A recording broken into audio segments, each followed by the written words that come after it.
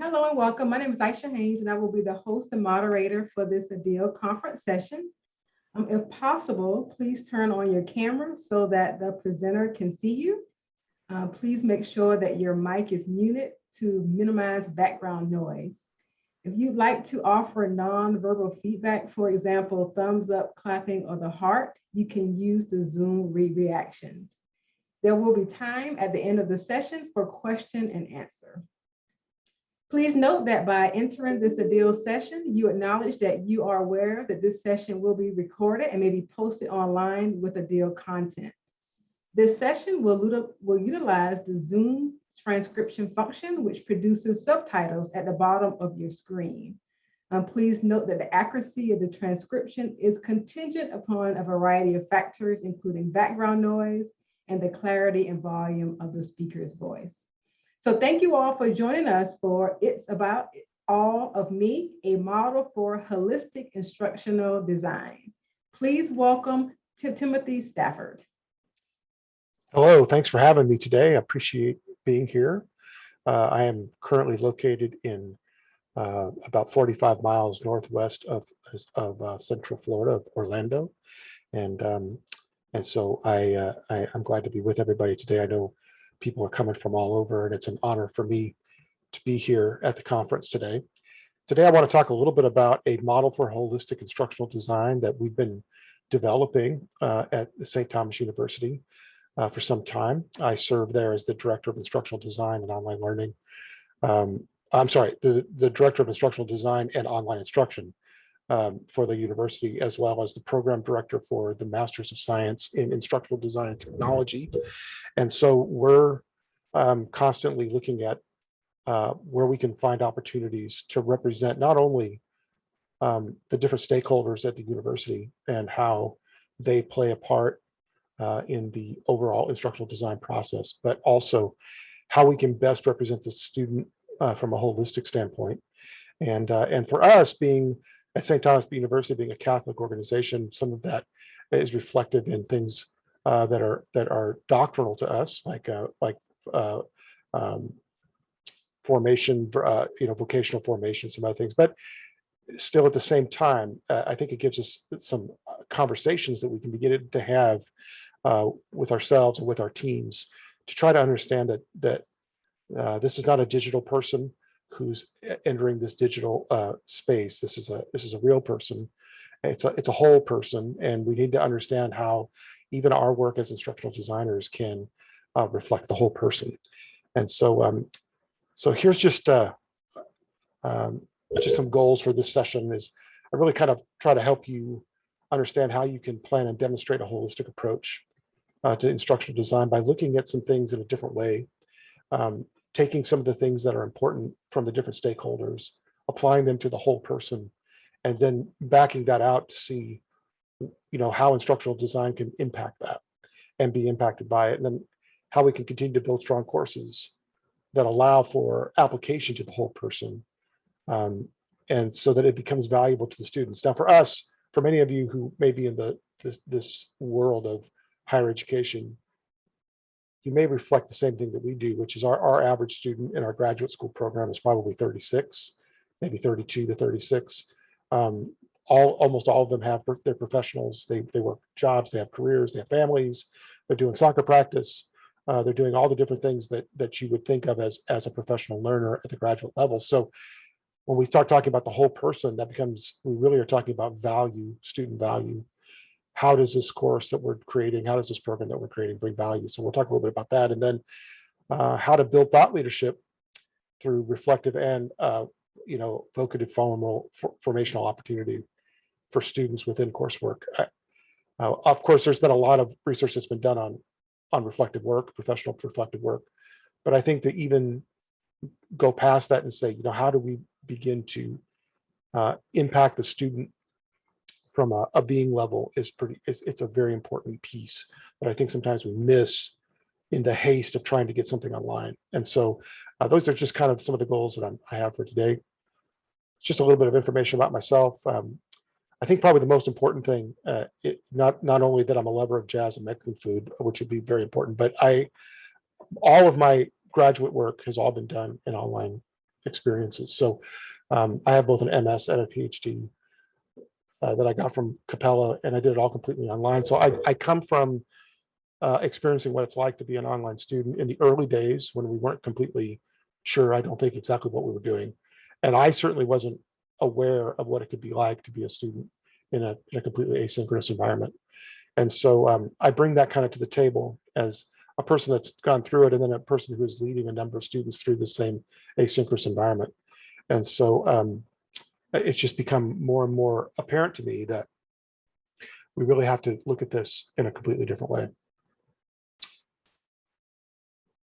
So I want to present today that there really is a need for a more holistic ID model. I think that the central tendency of instructional design modeling is really to focus on what's been traditionally connected to the instructional design process, which is some level of analysis, design and development, implementation and evaluation. And of course, there's been all kinds of work done on all these different areas. There are unique industrial and instructional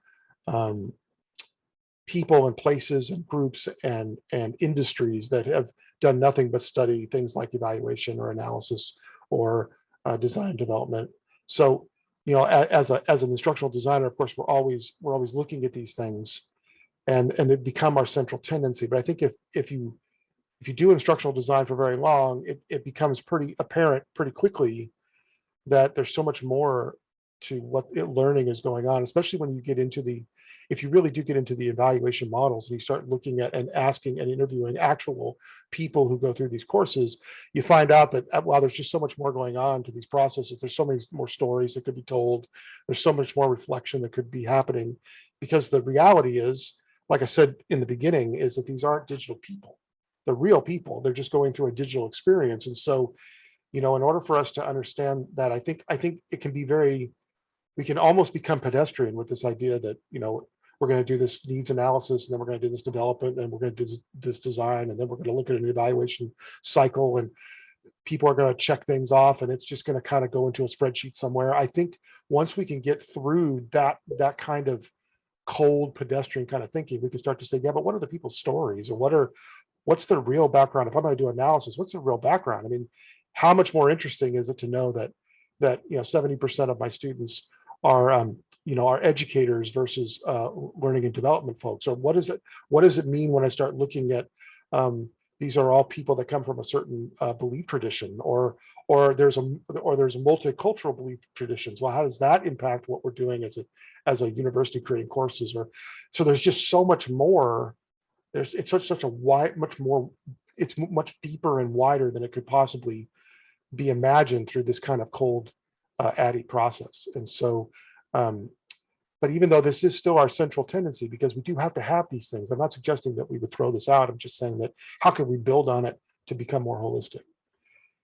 And so I think one of the things we have to first look at is this idea of connectivism, which of course was introduced, you know, now almost 20 years ago by George Siemens and Stephen Downes, and it's now been written on and pulled into so many different kinds of studies. But the precepts of connectivism still holds true, and that is that, for one thing, learning and knowledge rests in a diversity of opinion. I think one of the problems that we have in a cold way of looking at instructional design is our tendency is to grab a subject matter expert, an instructional designer, and make a course.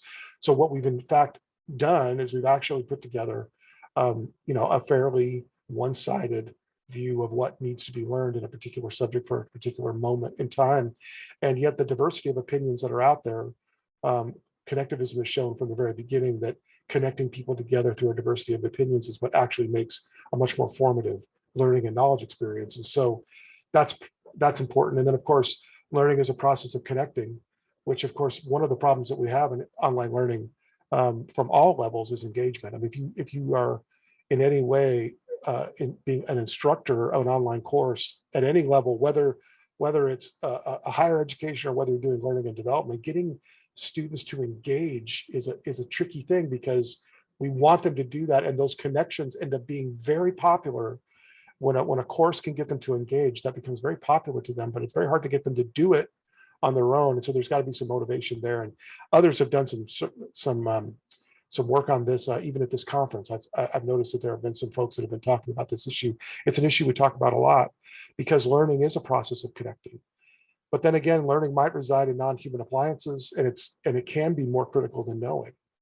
And so so where we really start to see this holistic design come in is when we start to actually pull apart what these things mean. What do we mean when we say learning is more critical than knowing? Well, it could be that just knowing something, just being able to regurgitate or be able to answer, take a quiz or whatever we kind of typically have tried to show as far as measurement.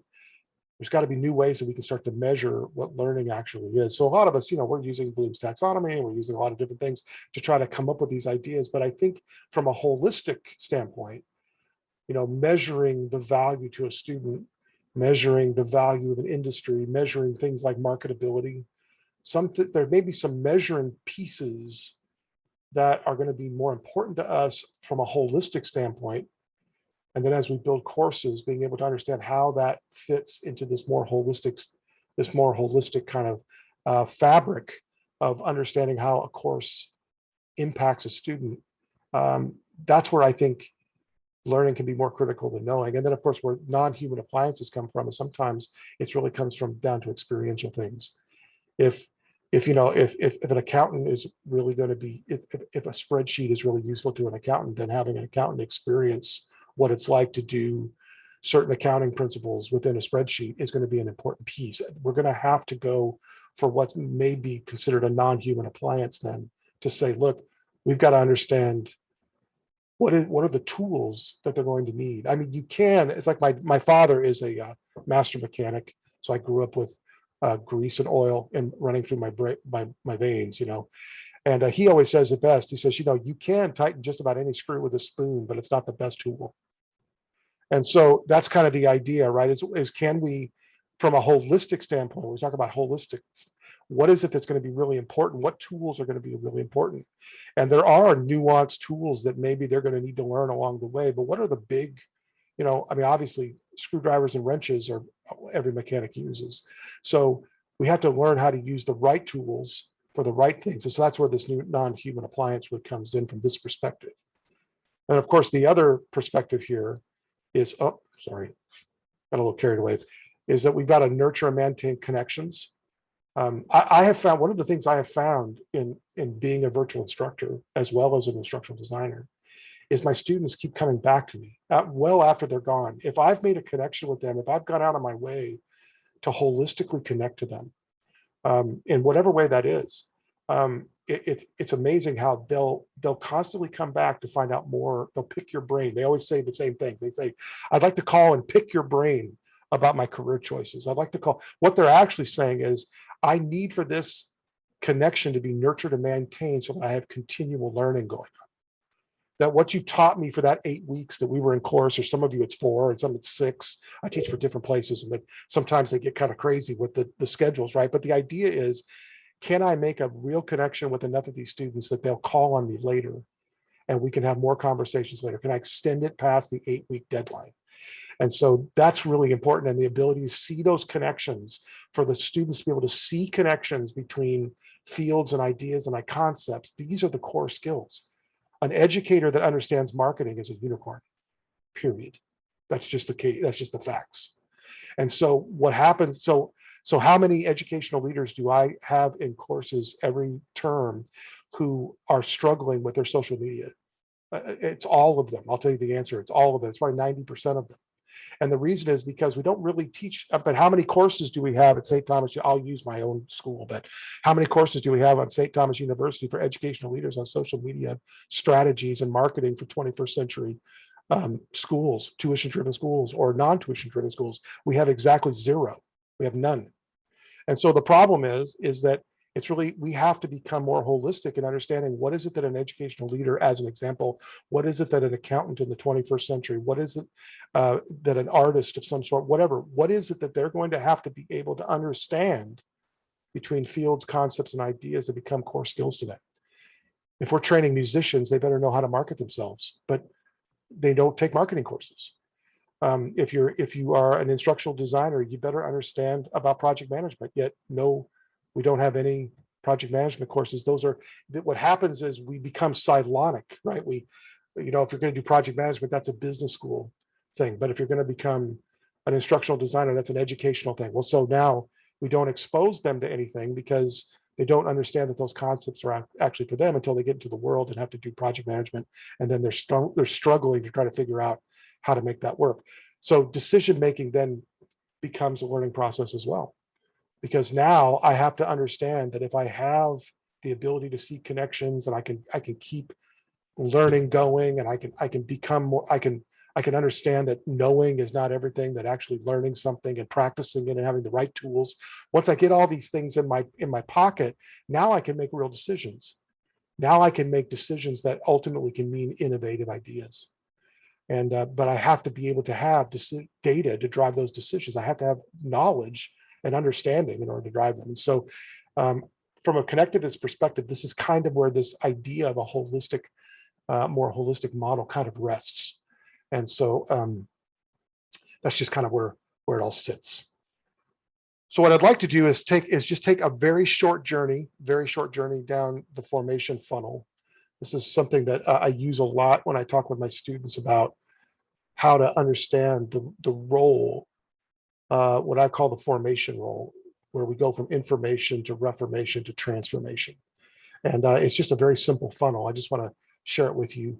And maybe this will help kind of ground, it'll kind of give you a more of a 10,000 foot view of really what I'm talking about today, as far as when I go to make a holistic model, where do I start from? Well, I have to start from here. And so first of all, I have a theory like connectivism that helps ground it. And then I have the formation funnel that helps me understand that anything coming in, if I'm going to have something that changes either my mind or my practice, I'm going to be within what's called the reformation cycle. I'm wrestling with the truth of these things. I'm using a little T truth here. I'm not really trying to, this is not necessarily an epistemic thing as much as it is. I'm playing with these ideas. I'm trying to figure things out. We see this a lot when we try to retrain educators who have traditionally taught classes like in learning institutions to do something different online. It's tough because these are new ideas. And there's this wrestle between what my gut tells me. My gut tells me that something needs to change, but historically, the things that I've done, the things I've practiced, the things I believe compete with that. And so this wrestling, when I finally changed my mind or change my practice, it's been through taking in information and wrestling with it in this first part of the funnel to really kind of understand, try to wrap my head around, as it were, the idea that something is shifting. And then once I recognize that shift, then when I put that, then I can start, I can actually at the bottom of this red kind of section of the funnel here. I mean, I realize this isn't the greatest model because this tends to be linear. None of us are this linear, but nonetheless, you kind of get the idea that when you get down to the end of this, I'm starting to change my mind and my practice. And then over time, what happens is that the constants that I always believed in, why I'm doing what I'm doing, what's the purpose of people learning things, how, these constants that are much more esoteric, but they become the ethos of who I am as an instructor, those kick in, and these new practices kick up against those. And then when I really look at, why I'm passionate about what I do or what I'm teaching or who I'm teaching, once I start to establish these other pieces of the connectivist puzzle, which is I'm maintaining relationships and I'm getting to know my students, or I'm getting to know the folks that I train at L&D or whatever, then I can start to see where the real impact of what I'm doing is happening. And so making that change wasn't just because I was asked to do something new, but actually making the change meant I was able to impact people. And that's really why I was doing it anyway. So actually now the motivation for the change and for the change of mind is not that my ego needed a gut check, although that's what it feels like at the beginning, or my practices needed to be tested. But actually what happens at the end is I said, yeah, I'm actually impacting people in a better way. And so the motivation for me then to go back to the information and start this over again becomes easier. And so this funnel is really important. And I think when we are in leadership positions trying to help people make changes, whether it's design changes or whether it's instructional changes or whatever, I think we can always look at this and say, look, the information that's coming in is going to have a churning effect at the beginning, and it's going to be difficult. But if we can get it to churn, and we can get people to understand that this is going to make a greater impact on its way out of the funnel, then this is going to become a much more rich experience, even though it's still going to be difficult. It's going to be rich. And then it's going to help them understand that they're going to have a change of heart about these things. I cannot tell you how many times I've had a faculty member go through this process. It just gut checks them the whole way through. But then at the end of a course, after we've really resourced them and helped them and gotten them to reflect on the whole thing, they're hooked. They're hooked forever. They're like, yeah, this is, I mean, I just got off the phone talking to somebody in China, and they're having the same types of human experiences my students in Miami are having. You just start putting the pieces together. You realize I just exponentially raised my impact, and and all I had to do was just change my mind in a few of my practices. And so, because the constants and the call and the purpose are the same, they didn't change. But I think sometimes when people take in information, they're afraid that when they're in the gut check, the gut and historical idea check, they're afraid that what's going to change at the bottom is going to be so significant that they're going to lose themselves, but actually they never lost themselves at all. So I think that's the whole, it's very, I realize this is esoteric and it's kind of ethos driven, but I want you to understand that you have to kind of begin to look at these things if you're really going to make changes that are going to be holistic. We can make changes that are practical, and some of them are policy driven, and that's just different. It's just a different reality. But if I'm going to help people even understand those things at a level of impact, I have to go take them through some sort of a model like this. So let's look at some of the components that are interesting. This was really hard for me I had to do some work on getting this to actually where I think it makes sense from a 5,000 foot or 10,000 foot view, because we can really get stuck in the weeds of these things. You can only imagine, when I first did the outline for this talk about 6 months ago or so, 5 months ago or so, I came up with the most epic outline ever. I mean, it had so many, branches and pieces and studies and articles. There's just no way. I instantly realized I could teach a 16-week course on just this one idea. So this is really real. I realize we are really, really flying over this fast, but I just want to give you a sense of when we start putting together, if I'm going to put together a holistic model, it's got to be holistic on two fronts. Number one, it's got to be holistic from the stakeholders at the institution. For me, that's a university, but for some of you, it could be an organization. It doesn't matter.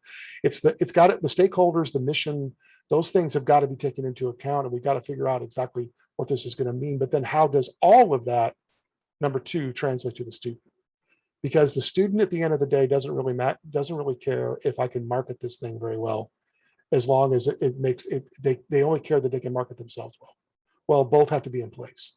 And I want to show you about that in just a minute. So the first thing I think that we cannot get away from ever is we do have to have some level of academic quality.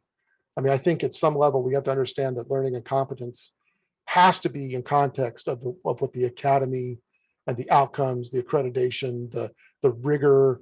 I don't think we're ever going to be doing these things that we're not calculating Carnegie hours or somehow representing some level of what academic quality looks like. And for every institution, organization, that could look different. But at the same time, everybody kind of understands that at the end of the day, there's a certain level of competencies that everybody needs to understand what they are, and are our students punching out of our university, punching out of our institution, punching out of our corporation, and they understand that there's a certain way that we do things, and there's a certain way that brings excellence in what we do, and there's a certain way that we can evaluate things, and that's just the way it is. So we've got to have that. And I think the concepts really here are the 4 R's. It's got to be rigorous, reflective, relatable, and referential. I think the reality is there's got to be some rigor that goes into it. People have got to work hard in order to be able to know that they're going to get the right answers, or that they're going to do the right thing, or that it's going to be something that's going to be successful. But I think at the same time, there's got to be a reflective and a relatable piece, because if I can't relate it to something else, if I learn a skill that's only good for one use, one time, that seems very invaluable to me, when I can learn a skill that I can apply to multiple uses, multiple industries, multiple things. And so it's got to be relatable, but it's got to be reflective. I've still got to keep myself in the mix. I don't just want to be the person who just does everything somebody else does. There has to be a piece of me owning this thing. And then referential is, what can I do? Is there something that when I encounter a new scenario, is there something for me to refer back to in this academic quality that's going to make a difference for me to help come up with the answers? And so I think that's important. So as far as an academic quality piece is concerned, I think we can't get away from that. And then the second thing is what I'm calling, for lack of a better term, I haven't come up with a better term. So if somebody wants to write me and come up with one, I'll gladly give you credit. But for right now, I'm calling it marketability. And the reason is because not only when from a standpoint of marketing these programs, especially at an institutional level, we have to be able to understand what people in the market are looking for. If I go out into the market and I'm looking that people are looking to be able to use spreadsheets to do accounting, but I decide that I'm going to do it all on paper without spreadsheets, I'm not marketing my program in a way that's marketable to the world that's out there, the world of students. So for one, I have to know what the competencies are and what people are looking for. But I think from a holistic level, though, once I get there, because we always are talking about these things, about how we're going to market programs, how we're going to market certain learning initiatives. But if we look at learning and competence in the context of the best industry practice and the marketplace, now the student becomes valuable to the market that's looking for them. And the best news we get at a university is that somebody got a job. That's the best news we get, right? It's not that they graduated. I mean, we want them to graduate, but the best news I get from them is, I just got a job at Hilton. I just got a job at another university. Or better yet, when I have a job opening, I can employ them. I mean, the reality is, we have to look at these things. It's kind of like the old tests from school long ago, where we would say, how does this student stack up to other students that are their same age doing the same thing all over the United States? I know we could have lots of conversations about how much that doesn't work or what. I'm just saying that if the intent was there, the intent was, how are they marketable against their peers? It's the same thing we've got to say to ourselves. How are they useful or unique or ultra specific to an industry? And what kind of urgency is out there for that industry? And what's interesting is that these 4 U's, useful, unique, urgent, ultra specific, are the very same U's we use in marketing. And so when you look, if you want to market a widget for people to buy the widget, it better be urgent that they need this widget. It better be useful. It better be ultra specific to something. You really can't say this mop does all cleaning. People know that that's not true. But if this mop does a very specific thing it does it really well, then people will buy that mop to do that thing, or that widget to do that thing. It's the same thing. Look, we got to make people marketable so that they can go out and say, look, I'm very specifically marketable in this way. And yes, I can do these other things. It's kind of like my dad said about the spoon. A spoon can turn a screw, but that's really not what it was for. So it's not that I couldn't do these other things, but what I'm really specifically good at is this. But how do we know that that's going to be valuable? Well, the market tells us that. And so I think one of a holistic ID model, if we're going to talk about a holistic ID model, then we have to understand how instructional design can impact the competencies, recognizing the competencies that are going to be marketable in an area. And I think that's one of the things we've got to work on, not only with the SMEs that we use to design courses, but the program directors that are designing programs. I think we have to become, we have to become smarter about the way that we do these things. And then the third thing, for our purposes, is what I would call professional reflection. I think we have to get back to, I think what one thing that digital education has done for us is that the danger, maybe I should say it this way, a danger is that we get lost taking away the being from the equation. This is still a person, and learning and competence in context of the person is really important. I mean, I can't tell you how many students I get that, they have children, they get sick. They have job. They're very worried about whether or not they're going to be able to keep a job. They're making transitions based on what they think, but they're not totally sure. They're being very reflective all the time, and they want you to be a part of that conversation.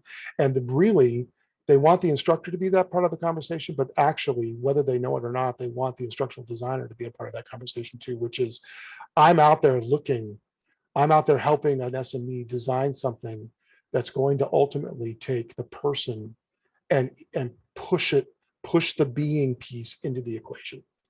And so it's about a person and their story and their profession and their purpose. How are these professions evolving? What's happening? How do people how are people getting hired? what shifts in skills are there that are going to make a person valuable, and then how can they find their real niche. There's this old joke. It's not really very funny, but it's an old education joke that says, I was passionate about education until I met the parents and met the kids. That's kind of it's this old joke. It's not very funny, I realize that, but it's true, because what happens is you learn about learning in a very cloistered environment. Once you get out there and you've got a bunch of third graders that you got to wrangle every day, and their parents who think they do nothing wrong, this becomes a much different job. And so for us to be able to say, well, your skills in educational leadership, there is some policy skills, but there are also some people skills, and there are also some marketing skills, and there are also some, that's where the person and their story and their profession and their purpose really come into play, because otherwise I'm just overwhelmed. I'm just overwhelmed by everything. And so if I want to get a professional past being overwhelmed, then I have to get them to think inside of all these things and reflect inside of all these things and figure out what is it that I'm going to be able to do myself effectively, and what is it that I'm going to need some help with. And that reflection is going to be, I would much rather see a person graduate from a university and say, okay, I know what team to build to get this job done. That would be much better for me, in my opinion, than just, I think I have enough knowledge to be totally dangerous at everything. And so I think it's important that we start to think about maybe things like team building, project management, things that maybe so far we haven't done very well in some of these industries, but we have to do it. And so this idea of academic quality, marketability, and professional reflection, these kind of become these main components. And so, of course, if you're around anybody that does any kind of research or writing or futuring or building these models, and you know that what's coming next is not going to be a surprise, which is a Venn diagram. I mean, we have to have a Venn diagram in order to understand how these things overlap, because what happens in a Venn diagram is it takes the ideas and it introduces what happens in the overlaps. And I think what's going to happen here is what's going to center with all of you that are listening today and maybe listening in the future is, now I'm going to introduce terms that we all know what they are, but I'm giving you a holistic way of how to actually define them. And so what I want to do here is I want to just look at this very carefully so you can see that we have academic quality, marketability, and professional reflection, and where all those fit together is where I would call that the holistic ID modeling process, kind of this esoteric idea, right? But what's interesting is when you start to overlap these things. So we've already talked about these things individually, but when I start to overlap things like academic quality and marketability, what comes out then is if I put rigor, reflection, relatableness, or relatability and referentiality, along with usefulness, uniqueness, urgency, and ultra specificity, guess what I get? I get differentiation. That's what I get. I get a real understanding of what makes this program different, what makes these students different, what makes them marketable, what skills and competencies they're going to be able to depend on. And not only does that create differentiation, but it also creates sustainability, because now they not only have the skills to market themselves now, but they have the skills to shift as the thing shifts. 20 years ago, it's almost been 20 years ago now, when I started working on online learning, everybody was telling me that we were crazy. In 2014, when I graduated with my PhD, they told me that this is nuts. This will never go to high school, much less elementary school. And well, they were wrong, because we did. And so, thanks COVID, that it did it for us, right? I mean, COVID was the greatest thing that ever happened to online learning ever. I mean, not that we want anybody to have gotten sick, but man, I'll tell you right now, everybody went, well, I guess we can. I mean, they were telling me that students with learning disabilities can't do online learning. Well, guess what? They can. Turns out that students in elementary school can't do online learning. Turns out that it was a differentiator that no one was ready for. And that's the thing I want you to take away today. It was a differentiator no one was ready for. And so, yeah, all of our phones lit up when all the schools had to go online and they did these remote things. But what happened was the differentiator at the beginning now became the sustainer. Now, if they did a pretty good job of getting themselves online, they're sustaining that right now. If they didn't, they're trying to go back to normal, quote unquote, and they're finding that now their sustainability is gone. And so that's a really important piece. when you overlap these two things. When you overlap marketability and professional reflection, oh, I'm sorry, I got ahead of myself. I'm sorry. So it creates opportunities through thought innovation. I looked at that diagram, forgot to look to the left of my note over here that says what we're gonna do is when we have this kind of differentiation and sustainability, what we're really doing is creating opportunities for thought innovation. We're really looking at people that can say, okay, yeah, you know what, I can think differently now. And so now maybe I can think about something that's a little bit different. I can build a model for my school that's a little bit different. I can incorporate the core values of my institution or my organization in a way that's a little bit different. And I can add that to the instructional design modeling. And when we build courses to teach our folks, it becomes a much bigger piece of the action than just, can we get something and can we get PowerPoints online so that people can know how to fill out their timesheets? It becomes more than that. It becomes much less pedestrian. And I'm here today to sound the call that instructional design needs to become less pedestrian and more holistic. The second thing is when we overlap marketability and professional reflection. So now we have a unique, urgent, useful, ultra specific way to look at the person, their story, their profession, and their purpose. And so what we have is authentic demonstration. That's really what we have. David Merrill wrote in First Principles of Instruction, the kind of seminal work for all instructional designers, really, whether we admit it or not. It's probably the best stuff that's still out there. He talked about all learning evaluation being demonstrative. I mean, it's really true. If I can't demonstrate to you that I can do something, I don't really know if I can do it. I mean, what other way can we really evaluate most things other than through demonstration? But it's more than just demonstration. Can I do the same thing somebody else did? But can I authentically demonstrate, which means can I interject myself into the demonstration in such a way that this becomes authentically my demonstration, not just the demonstration that mirrors the demonstration of somebody else? Can I actually do this? And then can I actually start to think in a different way? When all of us were first learning how to use computers to do things like word processing, there used to be a phrase out there. It was like, sooner or later, you'll become good at this, that you'll think like Word, or you'll think like Excel, or you'll think like these programs. And why did we say that? Because what we meant was that we know these programs so well that when something comes up that's weird, we just know, oh, well, if I make a table and I put in this macro and I connect it to this thing and I use this formula, I can get it. But then the next person could come and say, well, that's a weird way to do it. I did this macro and I did this one. When it turns out that authenticity is the epitome of what becomes ubiquitous. It becomes, I can just, if as long as it works and I get the right answer, I'm getting it. And so that demonstrative level of things becomes a much different animal.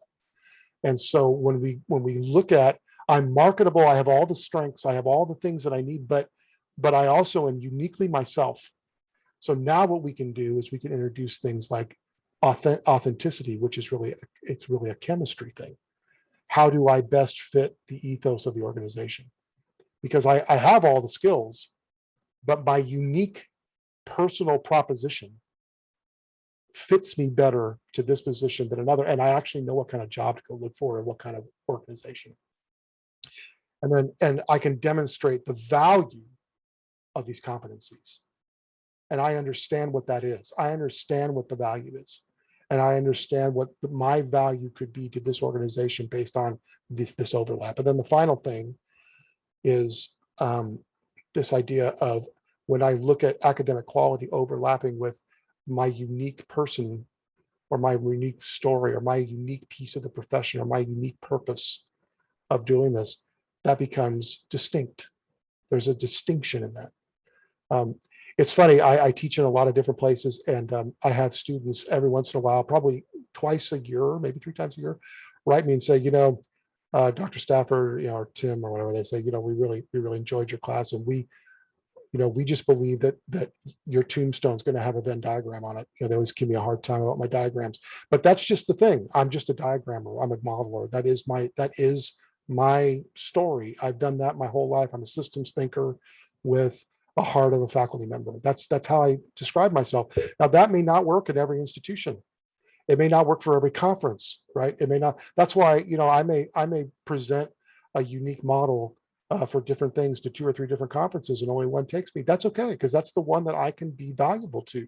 It's not that I got rejected once, it's that one of them I have value and the other 2 I don't. And who wants to do anything with no value? Nobody wants to do that. So it's just the way that we think about it, right? But I can understand my distinct value and I can be recognized for that distinct value.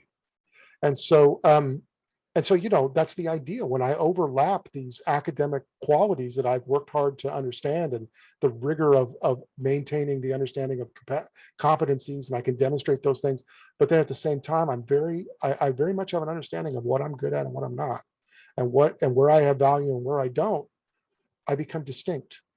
And in a world that is trying to show sustainability, differentiation, authenticity, demonstration, recognition, and distinction, here's a way that we can actually build those things in from the beginning when we start to roll out programs. And we did this from the instructional designer standpoint. I don't think there's anybody more purposely situated to drive these ideas with program directors and SMEs as they're designing, because uniquely I'm involved in the whole process. I'm not just involved in designing one course or looking at one production schedule, but I'm looking at everything. And I'm a part, I can be a part of a lot of the conversation. And I think that becomes valuable for schools, for institutions, for organizations that are trying to drive this kind of work. And so it develops the scholar practitioner, not just a person who understands the what, but the why and the how as well. And the what's next, which I think is the most important thing. If I can future something, I can stay valuable. And that becomes a huge differentiator for me. So here's kind of a path forward. I like to say, what do I do on Monday morning? Well, this is a harder one to do on Monday morning, but I think the path forward is that academic quality is understanding that academic quality inserts the value to the organization. So what does if I can start making a list of what the organization or the institution values and why they value it, then I can understand I can start to define what academic quality is. And then if I can start to define marketability based on what is the value of what we're teaching and what our students are being able to do, say, know, learn, regurgitate, think through, innovate, whatever, to the industry. Who are they going to be situated as when they graduate, when they are a part of our organization, when they go through our training, whatever lingo you're using, how are they going to be valuable to the industry that matters to us? And so whether it's our own industry, because we're a corporation, or whether it's an industry they're going out into from an institution, it doesn't matter. What is the value? What are the values of these students? And do they understand their value to the market? I can tell you that in my experience, my students take a whole lot of classes and then they ask me for a meeting and they ask me, what's the value of all this? They want to know what it is. And I think we have to do a better job of introducing them to what that is within the coursework. And then finally, professional reflection inserts the value of the person. How do I see myself as being as this being valuable to me as I'm trying to get to where I want to go and meet my own set of goals and my own set of career goals, personal goals, family goals. Is what I'm learning right now value me at a holistic level? And I think if that's the case, then you have a much more valuable program than if you just can say, well, I'll teach you the 10 skills you do know to be an accountant. I think if you can teach them the 10 skills that will help people enjoy financial freedom, and that's really what they're into accounting for anyway, that's a much more valuable thing than just here are the skills everybody knows. Okay, well, I know I flew that helicopter over a very large forest very quickly, but there may be some questions there may not be, I don't know, but I know there's a lot there, and of course I'm willing to send my slide deck. I mean, whatever, we can talk about that in a minute, how you can get a hold of me. But if there were any questions, I think we have a little bit of time left, and so I'm open to answering whatever questions you might have.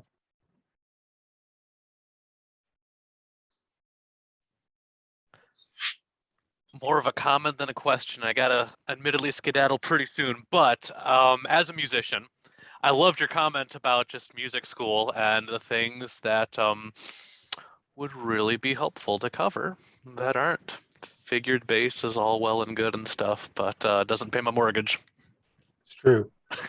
Well, if it does, you got to teach a course on how figured bass pays the mortgage, because nobody can figure that out. See, that's the thing. You know, it's like ultimately at the end of the day, you need a gig somewhere, right? So Yeah. yeah, and you're exactly right. Um, I think that's really true. And I think a lot of times instructional designers, as I look at the landscape of instructional designers, what I see is more and more people becoming content creators, which there's nothing, I'm not saying there's anything wrong with content creators, but there's a difference between a content creator and an instructional architect. And instructional architects are one that can look at the whole thing and say, yeah, we've got to build this kind of system, this kind of infrastructure. We've got to have these kinds of ideas, got to have these kinds of people on the team. And that's the person that can say, there's got to be more holistic to this. It's not just about creating content. That's an important piece, but it's more about understanding how we get people through this in a way that at the end they punch out and they're successful. And it's just the same thing as what you said about musicians. Yeah, we can play every major piece that is known for whatever instrument it is, but how do you go get that job with the symphony? How do you get work on the weekends? How do you make a living? And so much of the time we graduate from music school and we hope that it works. And I just don't think we have to do that. That's such a good example, but it applies to anything. How do I really go out? What can I expect when I go out? How am I going to market myself? Whatever it is, those things are super important. And I think from a holistic standpoint, instructional designers who are architectural have a really unique position right now in the world to be able to say, hey, we need to start looking at these things in a real way. Before I hit the road, thank you so much, Tim. Very insightful. Thank you. All right, so thank you, Tim, for your presentation, and thank you all for attending this session. I'd like to remind you all that the asynchronous activities that are listed in the conference program. Enjoy the rest of the ADEO conference. Thank you. Thank you.